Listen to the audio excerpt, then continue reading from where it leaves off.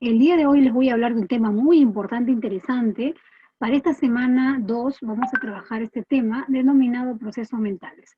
Así que, estimadas estudiantes, presten mucha atención a los conocimientos que les voy a vertir en este momento, que les van a servir para desarrollar su actividad presente en esta semana 2, como son los portafolios, esquemas o procesos mentales que también organizamos de esa manera. Muy bien, vamos a empezar entonces con el tema número 2, procesos cognitivos, procesos mentales básicos y complejos, en el área de prevención y detención de problemas de aprendizaje y conducta.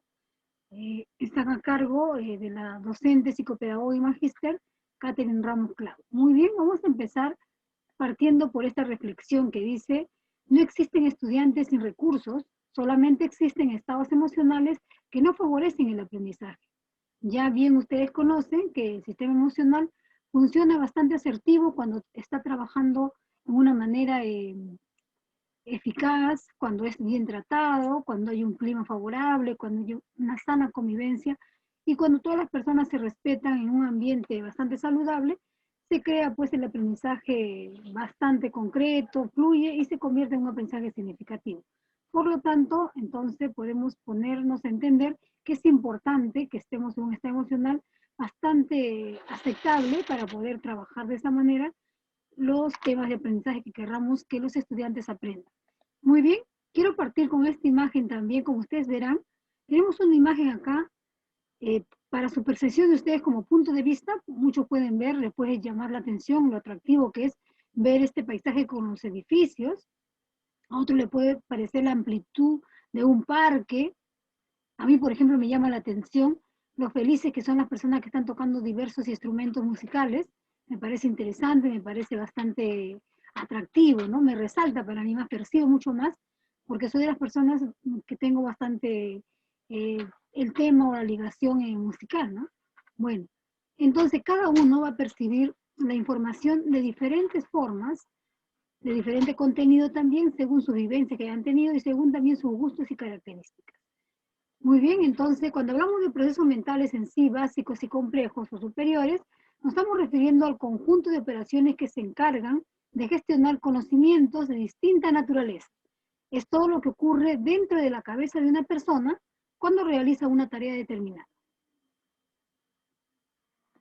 Dentro de los procesos mentales utilizamos punto 1 como clave todos los sentidos.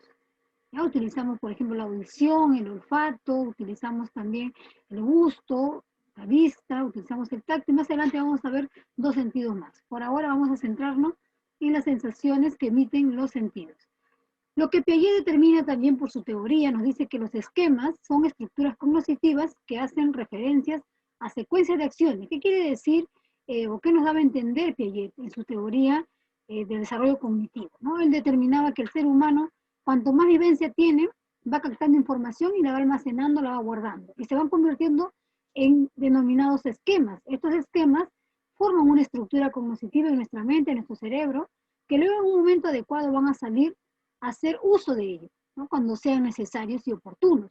Hay lo que también sustentaba David Ausubel, que se vuelve un aprendizaje significativo cuando lo que ha aprendido le puede ser útil para otro momento, otra circunstancia de la vida. Muy bien, entonces estamos refiriéndonos a los procesos cognitivos, que empieza primero por la percepción. Lo primero que yo voy a hacer frente a un estímulo, voy a percibir, luego voy a captar la información cuando yo presto la atención, guardo atención a lo que yo quiero aprender, me llama la atención y presto la atención. Y luego, si yo presto la atención, genera pues memoria, ¿no? O sea, voy a guardar esa información en un, como ustedes dicen, en un USB, es una memoria, ¿no? Voy a almacenar esa información en mi memoria, en mi cerebro. ¿Y esto qué va a originar? Va a originar otro proceso mental más complejo que es el pensamiento. Voy a pensar con este contenido que ya tengo en mi mente, que se ha convertido en una estructura mental, voy a generar un pensamiento. Con lo que ya tengo, más lo que he percibido el día de hoy, voy a generar un pensamiento. Pero eso no queda ahí. Para Piaget y para muchos psicólogos, determinan que el lenguaje es el proceso cognitivo que determina la inteligencia. Porque si yo pienso y lo expreso mediante el lenguaje, estoy demostrando mi inteligencia. También lo sustenta Vygotsky en su teoría sociocultural. El lenguaje es fundamental para llevarse bien dentro de una interacción social. ¿no? Entonces estamos determinando así los procesos cognitivos. Entonces, entiéndase como procesos mentales o cognitivos a los procesos que empiezan desde lo más simple como la percepción, la atención, la memoria, y luego viene el pensamiento, el lenguaje y la inteligencia, ¿no? Vamos a volvernos personas inteligentes cuando utilizamos esas herramientas que hemos logrado mediante nuestros procesos mentales. Los principales procesos cognitivos inherentes a la naturaleza humana de manera ordenada en el desarrollo humano, y las experiencias pueden acelerar o retardar el momento que estos hagan su aparición, llevando finalmente al complejo proceso denominado el aprendizaje. O sea, quiere decir que tenemos que respetar ese patrón, esa cadena, tenemos que respetar el aprendizaje. Primero, percibimos la información, atendemos esa información, memorizamos o guardamos la información, luego genera un pensamiento, ese pensamiento determina un lenguaje, y ese lenguaje me demuestra pues que tengo una inteligencia para poderla decir o manifestar. Muy bien, entonces entendemos que los procesos mentales simples, percepción, atención y memoria, ¿verdad? Muy bien, entendiéndose la percepción como un proceso organizador de los datos que reciben nuestros sentidos. ¿Qué es lo que primero vamos a utilizar? Son los sentidos con los cuales vamos a percibir. Como ya ustedes conocen, tenemos canales de aprendizaje, ¿no? Tenemos como canal visual, canal auditivo, sinestésico. Entonces, uno de ellos va a ser nuestro predominante, el cual va a determinar que nosotros nos focalicemos en algo. Muy bien, entonces vamos a utilizar en la percepción los sentidos, en el que influye la propia experiencia y que nos permite captar los objetos y en general tener conciencia del mundo, ¿no? ¿Qué es lo que ocurre? ¿Cómo tú lo percibes? No todos lo percibimos de la misma manera. Y vamos a ver algunos ejemplos para podernos dar cuenta que no todos percibimos de la misma manera. Por eso a veces queremos que la persona cambie, queremos que perciba como nosotros percibimos, y no va a poder ser porque tiene que ver todo un mundo social en él. Tiene que ver su formación cultural o en ella, su formación cultural, cómo se ha ido desarrollando, todo ello va a determinar. O sea que uno cambiar a esa persona, primero tiene que desaprender muchas cosas. Muy bien, entonces, la percepción, pues no entendida, aquí está, por ejemplo, voy a tener que resaltarlo, visual, que determina, por ejemplo, los canales de aprendizaje, luego tenemos el auditivo, que ustedes ya también conocen, el otro canal por el cual determinamos, y el otro canal también que es emocional, a veces reaccionamos de una manera emocional frente a ciertos estímulos, ¿no? Reaccionamos sin pensar y sin de repente prestar atención. Muy bien, vamos entonces a ubicarnos en un ejemplo para que ustedes puedan entender qué es la percepción vista de ambos lados, ¿no? Imaginemos, dice, dependiendo de donde veas las cosas, la percepción de la realidad puede ser muy distinta. Por ejemplo, acá observamos que esta persona dice 4 porque como está él, si observan la imagen, vemos 4 barras, 1, 2, 3 y 4 barras. Mientras que la persona que está de este lado solamente está mirando 1, 2 y 3 barras. Entonces nos damos cuenta, claro ejemplo, que cada uno percibe según el nivel donde esté, ¿no? Y según la experiencia que haya tenido, que haya trascendido en su forma de pensar, en sus estructuras o esquemas mentales, va a determinar su forma de cómo accionar frente al mundo, porque lo percibe de esa manera. Por ejemplo, acá tenemos una imagen que no tiene movimiento, pero sin embargo, si prestamos mucha atención, percibimos que tiene movimiento. De repente a algunos le parece que no se mueve para nada y a otros sí, porque tiene que ver con nuestro sentido, nuestra visión se agudiza. Entonces, va a haber ciertos factores que van a influir en esa percepción, ¿no? Y acá tiene pues que ver el fondo, tiene que ver la forma, la figura y todo ello que es un campo psicológico sobre los procesos mentales que pasan o atraviesan a través de los sentidos. Y esto es lo que yo normalmente quisiera que ustedes me entiendan en esta clase de los procesos mentales. Por ejemplo, miren a este elefante tan grande encadenado a una estaca tan pequeña, ¿no? Y desde pequeñito él aprendió, según la historia dice, por ejemplo, un niño decía, ¿no? Y aunque la cadena era gruesa y poderosa, me parecía obvio que ese animal, o sea, el elefante se refería, era capaz de arrancar con su fuerza un árbol de cuajo, o sea, un árbol duro, bastante viejo, bastante tipo roble, podría con facilidad arrancar la estaca y huir. ¿Qué lo mantiene entonces? ¿Por qué no huye? Eso es lo que muchas veces nosotros pensamos y percibimos de ciertas cosas que no podemos, no creo que lo pueda hacer, no porque nunca hice nada, aparte siempre he vivido acá, o sea, está en su zona de confort y quiere seguir ahí, ¿no? Sin embargo, no se da cuenta de los talentos y las habilidades que pueda tener esa persona cuando salga de ese lugar donde se encuentra. Es lo que le ocurre a este elefante. Este elefante desde niño fue encadenado para vivir en un circo, pero ya cuando fue grande tenía toda la fuerza y poder, pero él nunca tenía pues no las ganas de poder salir, porque se sentía que era esclavo o que era parte de ese circo que lo podían maltratar. Entonces, si él podría haberse enfrentado y escaparse un momento, en una noche, no sé, escaparse. Podía solucionar su conflicto de tener su libertad privada, ¿no? Pero no lo hizo. Entonces, la pregunta para reflexión de nosotros, como seres humanos adultos, es cómo percibes tus talentos y habilidades, ¿no? Cada uno percibe de diferente manera, eso es lo que quiero llegar sobre la percepción, que es el punto de partida para entender los procesos mentales. Luego viene la atención, que la atención es la concentración que uno pone frente a algo que me gusta, me interesa, ¿no? Por ello también se divide la atención en tres tipos. Hay la atención sensorial, por ejemplo, que el niño sigue el movimiento, por ejemplo, ve un globo y lo sigue, le llama la atención el globo y lo sigue, ¿no? Entonces su visión está en contacto, prestando la atención dónde va, para dónde se mueve con el niño. De esa manera estamos hablando de una atención sensorial. Y la atención intelectual es cuando yo quiero aprender algo, por ejemplo, yo quisiera aprender a hacer una manualidad X y presto atención a todas las instrucciones, todos los pasos que hace para poder lograr. Entonces, hay una atención intelectual. Y otra es la atención espontánea, ¿no? Por ejemplo, esto pueden hacer de cualquier momento. De repente no me llama, imaginemos yo estoy caminando por la calle y no me llama la atención nada, salvo ir al lugar donde yo voy, pero de repente algo me distrae, ¿no? De repente algo pasa por ahí, de repente veo unos jóvenes que están haciendo concierto en la calle, me llama la atención la música y presto la atención a la música, entonces es una atención espontánea. No estaba en mis planes prestar esa atención, pero me llama la atención justamente eh, porque percibo, escucho, tocó una membrana estructural de mi mente que me hizo recordar una música de repente de la adolescencia, etcétera. Entonces me relaciono a ese lugar y yo al instante me conecto con ese momento. Entonces hay una atención espontánea que se da también. Y esta atención pues tiene que ver mucho con la concentración. Uno aprende cuando se concentra frente a algo que quiere aprender, llámese un estímulo, ¿no? El estudio, una canción, aprender algo, la estabilidad que uno también le coloca a cierta cosa, ¿no? Estar ahí estable en lo que quiere aprender, ¿no? Podemos aprender en movimiento para acá, para allá, no, salvo que sea pues un baile, ¿no?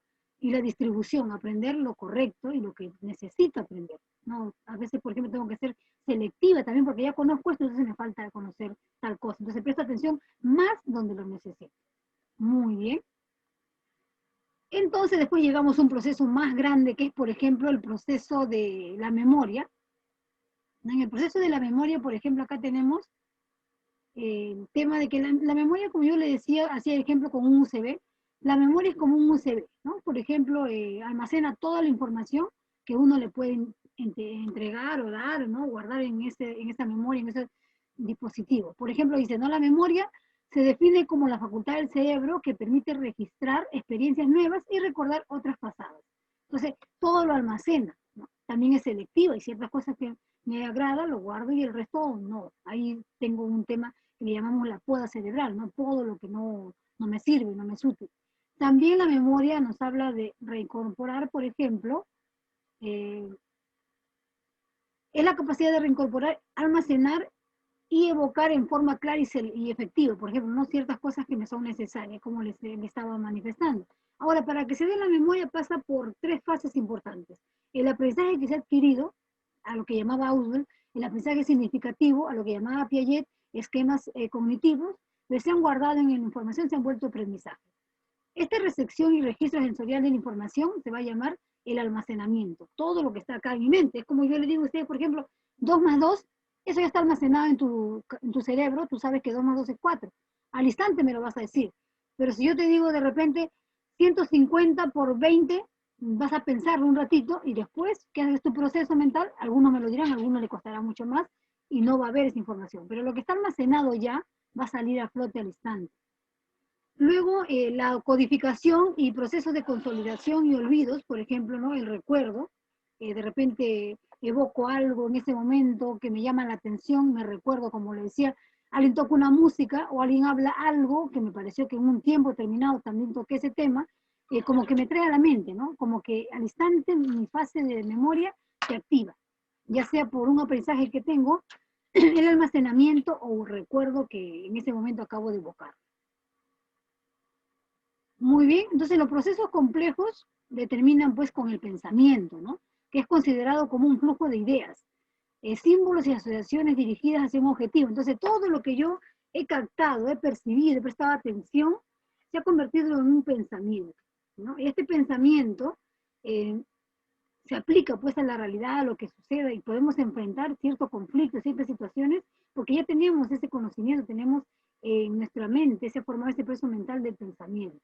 Entonces, el pensamiento es una actividad encubierta que implica un conjunto de operaciones y la manipulación mental de símbolos en vez de actuar directamente sobre la realidad. Por ejemplo, cuando pensamiento quiere decir que no voy a actuar directamente de frente, primero yo analizo, me paso por un proceso, lo analizo. Por ejemplo, imaginemos, las personas que son inteligentes y tienen un pensamiento bastante claro frente a algo. Si hay una discusión, yo ya entendí, ya aprendí, se toma mi proceso mental, que si yo hay una discusión y enfrento otra discusión, también me enfrento a la discusión con otra discusión más, se genera un conflicto. Entonces, si yo ya aprendí en mi memoria, la tengo guardada y almacenada, que eso no trae ninguna solución, entonces, ¿qué voy a hacer yo? Voy a utilizar el pensamiento más adecuado. Decir de repente, si todos gritan, bajar la voz, o decir simplemente, mira, yo me retiro, luego regreso. Entonces, utiliza su pensamiento de una manera para dar soluciones. O sea, no es que simplemente actúa por actuar, no, el pensamiento ya es selectivo, es organizado. Muy bien, por eso es un proceso ya complejo. Y luego tenemos el lenguaje, como le decía, y esto lo dice Vygotsky, lo dice Piaget, grandes psicólogos, teóricos, pedagogos ilustres que han determinado, por ejemplo, las teorías constructivistas del ser humano, que el ser humano construye su aprendizaje, pero ellos determinan en sus bases científicas de que el ser humano es inteligente para ellos cuando demuestran su inteligencia mediante el lenguaje. Cuando se expresan, ellos desarrollan su inteligencia a plenitud. Por ejemplo, yo puedo pensar mucho, saber mucho, pero se queda acá y no lo expreso acá. Entonces, dice Piaget, dice Vygotsky, que ha llegado hasta este momento, Auswell también lo menciona, de nivel de adquisición de conocimientos. Hasta acá has llegado, de ahí hay un límite, ¿no? Entonces no te puedes expresar. Pero cuando tú te expresas, ahí, según las teorías, dice que pues es tu desarrollo de tu proceso mental que está bastante adecuado y puedes tú enfrentarte mediante el lenguaje. Puedes emitir una opinión, puedes hablar sobre un tema X, puedes enfrentar a la situación de una manera adecuada. Entonces, utilizas el lenguaje para poder generar una solución frente a un tema, ¿no? Por ejemplo, si yo le pregunto a alguien cuándo descubrieron América y el estudiante lo sabe en su mente, pero no lo dice, entonces no sé si es inteligente o no. Entonces el lenguaje me va a decir, si el niño me dice rápido, sí, del 12 de octubre de 1492, excelente, entonces me di cuenta que ese estudiante es inteligente, porque lo dijo, utilizó su proceso mental, que está en su memoria, entonces ya lo puede manifestar. Entonces, eso es importante que sepan ustedes que los procesos más complejos vienen desde el pensamiento, el lenguaje, para generar pues el tema de la inteligencia. Y bueno, hasta aquí nos vamos a quedar con este tema sobre el tema de procesos mentales. Muchísimas gracias por prestar atención, observar el video, porque es importante para poder desarrollar tu tema, que es los mapas conceptuales o portafolios. Esto lo vas a realizar, pues ya tienes casi todo desarrollado.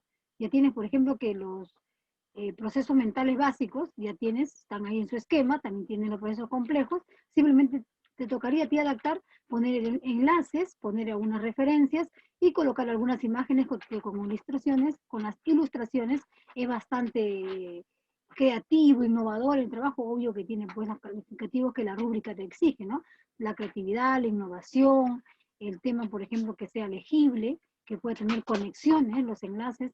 Si respetas todos esos pasos de la rúbrica, excelente. Entonces, cualquier pregunta sobre este tema 2, que lo vamos a profundizar mucho más en el Zoom que tenemos en las clases, entonces simplemente les pido que lo observen, que puedan tener una idea ya de qué vamos a trabajar para poder llevar al conversatorio que luego realizamos y podamos debatir sobre ciertas cosas. Y ahí vamos a generar otros nuevos ejemplos para poder tener las ideas más claras. Muy bien, estimados estudiantes, ha estado con ustedes en este espacio, en este corto tiempo, la docente psicopedagoga Catherine Ramos, así que mucho gusto, los espero con sus actividades en la plataforma del Pedagógico América, para los cuales se les da todas las herramientas para que puedan cumplir con sus actividades.